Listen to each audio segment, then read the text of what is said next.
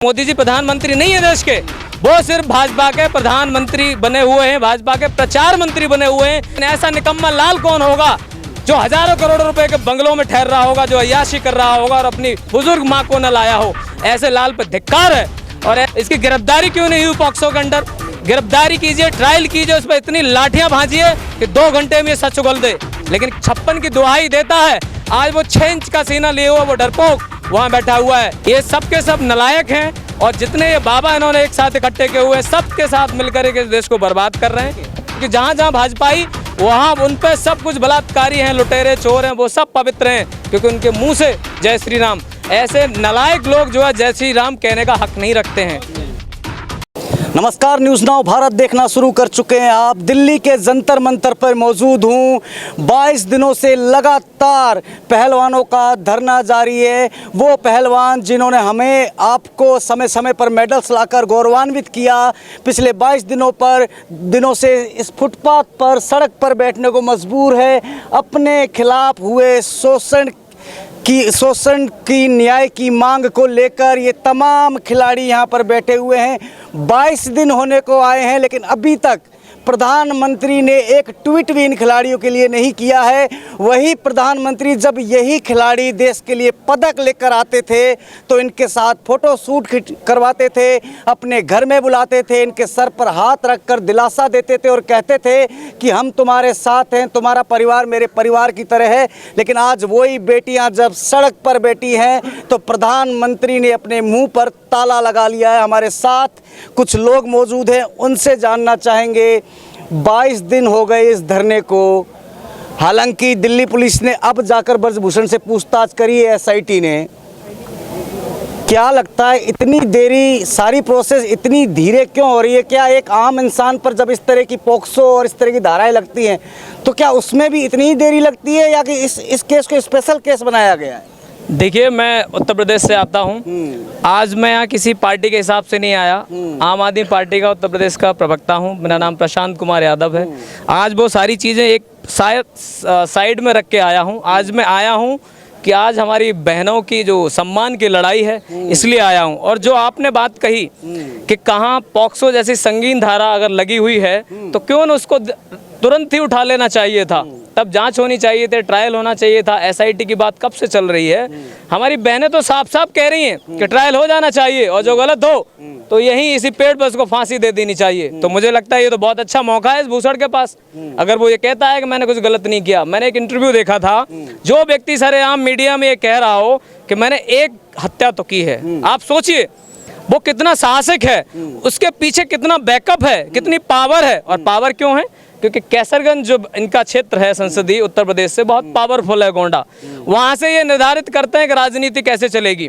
तो मोदी जी को क्या चाहिए, योगी जी को क्या चाहिए? जो आदमी बात बात पे बुलडोजर उठा लेता हो, उसका बुलडोजर ठंडा पड़ गया है, आग लग गई है उस बुलडोजर में।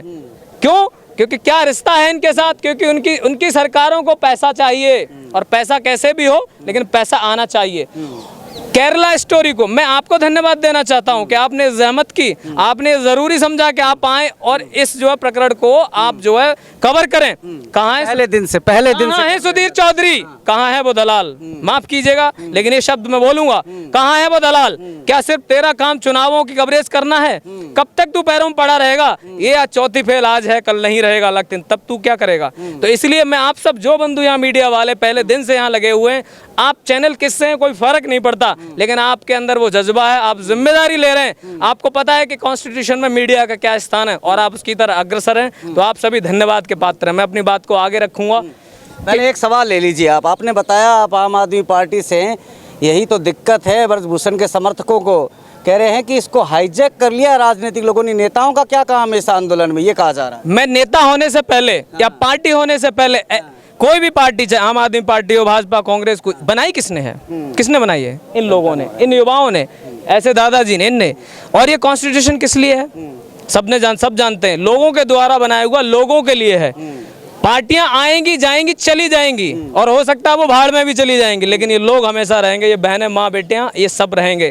तो पार्टी की अगर मैं बात करता हूं तो न मेरे पास टोपी है न पट्टा है, लेकिन मेरे पास जज्बा है। मुझे लगता है कि पार्टी साइड में रख के मुझे आज यहाँ आना चाहिए। तो इनको क्या तकलीफ है भाई? मोदी जी जो बात बात पर ट्वीट करते हैं, जिनका ट्विटर हाथ में रहता है, जो बिरयानी बिना बुलाए हुए पाकिस्तान खाने चले जाते हैं, जो देश की नाक कटवा देते हैं, जो लंदन में भारत के तिरंगे के सर को जो झुका देते हैं, तो ऐसे व्यक्ति से हम अपनी बहन बेटियों के सम्मान की क्या उम्मीद करें? आपको मैं एक रिपोर्ट बता दूं, NCRB national crime reports bureau, हफ्ते पहले एक रिपोर्ट आती है 41,000 बहन बेटियां और माताएं गुजरात से, जहां 28 सालों से ये व्यक्ति कहता है कि गुजरात मॉडल सफाई तो पुलिस ने दे दी बिना किसी एविडेंसेस के। वो महिलाएं कहां गई? एनसीआरबी कहती है कि वो महिलाएं ज्यादातर नेपाल, भूटान, बांग्लादेश, पाकिस्तान, जहां मन किया, जहां से पैसा आया इसके दलालों को सब जगह बेच दी गई। तो जो व्यक्ति मां बहन बेटियों को अपने ही राज्य में सुरक्षित न कर पाया हो, माफ कीजिएगा उनकी माता इस दुनिया में नहीं है, लेकिन ऐसा निकम्मा लाल कौन होगा जो हजारों करोड़ रुपए के बंगलों में ठहर रहा होगा, जो अय्याशी कर रहा होगा और अपनी बुजुर्ग माँ को न लाया हो? ऐसे लाल पे धिक्कार है, और ऐसे लाल पे भी धिक्कार है जो अपनी जो है मिसेस को छोड़ के भाग आया हो। ऐसे व्यक्ति से हम अपनी बहन बेटियों की कैसे रक्षा की उम्मीद कर सकते हैं? इसके लिए इस देश को, पूरे देश को, आपको याद होगा 2011 में एक बुजुर्ग व्यक्ति रालेगढ़ सिद्दीसीके से चला आया था, अन्ना हजारे जी। मैं वापस ले जाना चाहता हूँ, आज वही समय है, 13 साल बाद, लगभग 14 साल बाद, आज युवाओं को फिर उतरना पड़ेगा। आज बात विकास की नहीं है, आज बात इस बात की नहीं है कि कौन है क्या, आज बात इस बात की है कि आज हमारी बहनों पर जो संकट है, और हम युवा जो बार बार जय बजरंग बली करते हैं, जय श्री राम करते हैं, जय श्री कृष्ण करते हैं, तो क्या देखिए उन्होंने अपने जीवन में क्या किया?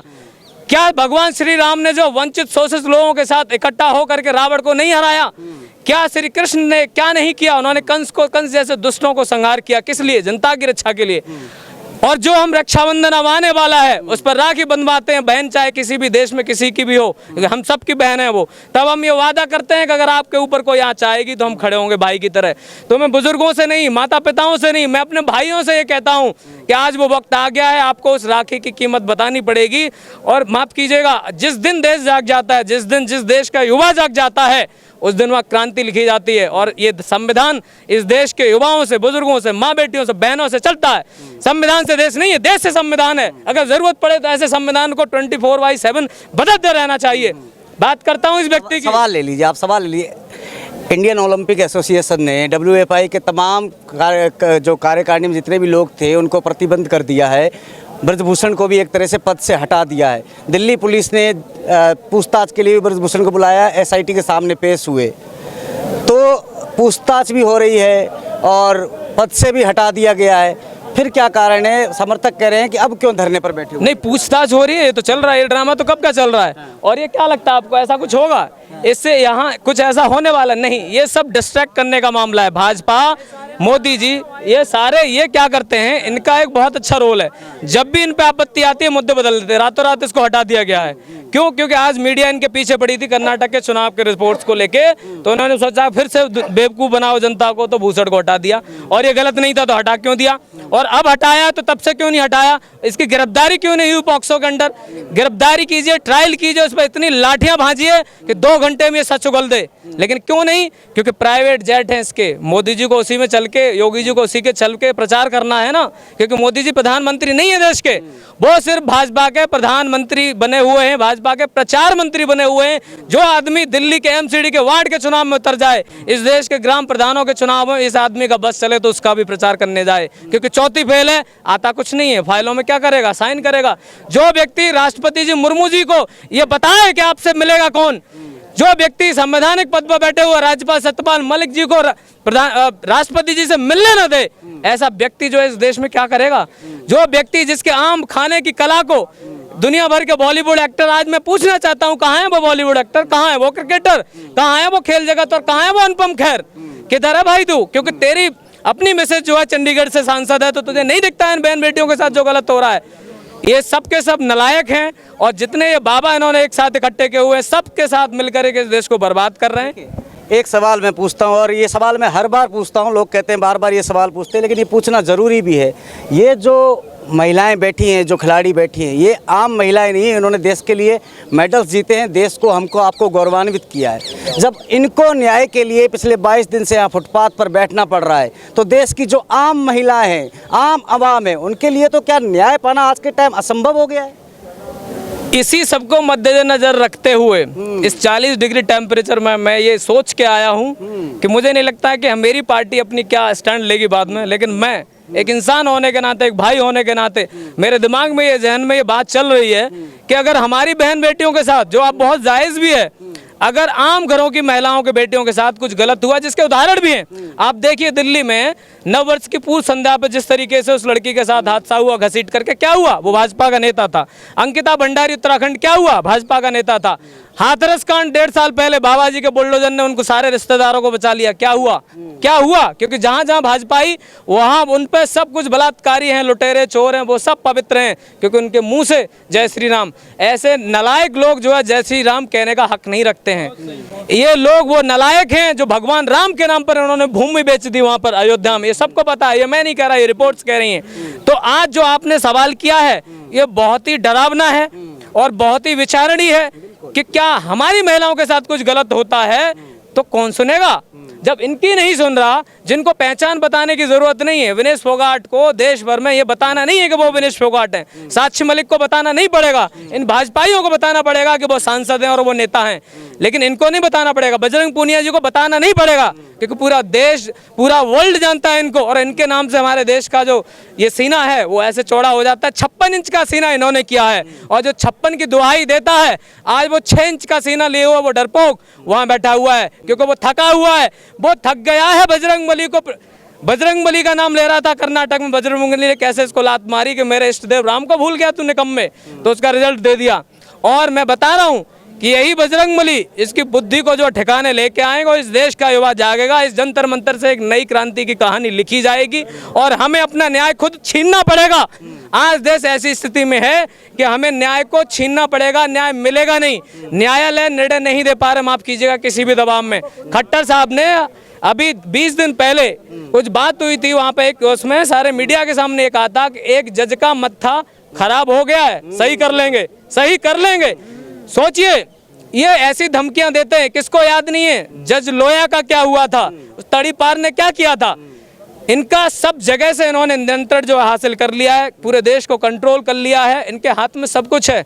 आप जैसे कुछ क्रांतिकारी मीडिया वाले हैं जो यहाँ जिम्मेदारी समझ के बिना किसी भय लालच के हैं, ये बहुत ही, मैं समझता हूँ, एक पॉजिटिव नोट है, एक उम्मीद है, एक उम्मीद है इस बात की कि हमारे मीडिया वाले लोग जिम्मेदारी निभा रहे हैं। तो क्या हुआ, वो आज तक से नहीं है, तो क्या हुआ वो बड़े चैनल से नहीं, तो क्या वो सुधीर नहीं है, लेकिन हमको ऐसे नालायक नहीं चाहिए। हमको चाहिए वो युवा जो सच को सच दिखाने की हिम्मत दिखा सके।